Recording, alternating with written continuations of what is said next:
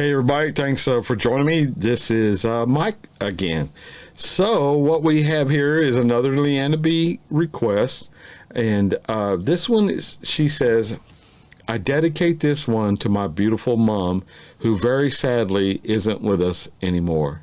She adored the singer Ozzy Sandy Scott. He was the pinup boy of the 60s. Also, apparently, it didn't hurt that he looked like my deceased biographical or biological dad, who passed away in 1966. This song from 1966 called Wallpaper Roses. All right, sorry for your loss, Leanna B. I lost my mother over 20 years ago, too, and it's just recently that I can tell anybody about her without being emotional about it, so...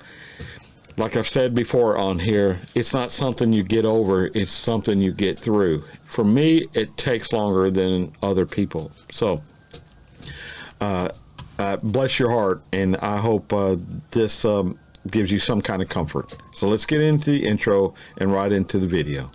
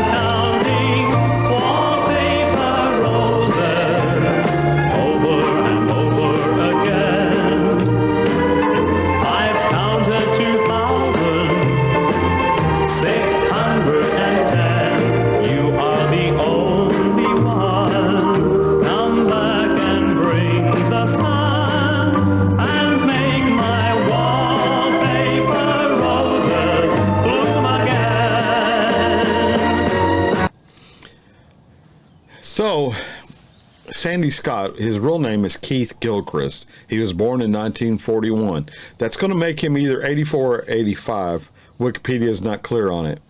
He was known professionally as Sandy Scott. He's an Australian singer, musical theater performer, and television compere. He was a regular guest on the television music program Bandstand and released many records, including the top 25 hit Wallpaper Roses. Yeah, so if y'all look where it's paused, it just looks like a nice guy, you know. Wallpaper roses, over and over again. I've counted 2,610. You are the only one. Come back and bring the sun and make my wallpaper roses bloom again. And make my wallpaper roses bloom again.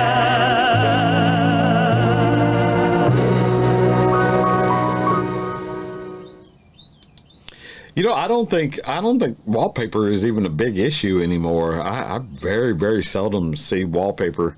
It may be just not in, you know, in my little area here, but yeah, I like it. It's, and I've said this before, but for the you know, being halfway around the world from each other, it seems like the fashion of the 60s in America was the same as the fashion of the 60s in Australia and New Zealand. But for the accent and the, you know, y'all obviously driving on the opposite side of the road than us, it literally, your childhood could have been parallel to mine, you know. And I didn't know that, you know. I don't really know what I thought, but it's awesome to see that, how y'all have the same taste as I do, or I have the same taste as y'all do.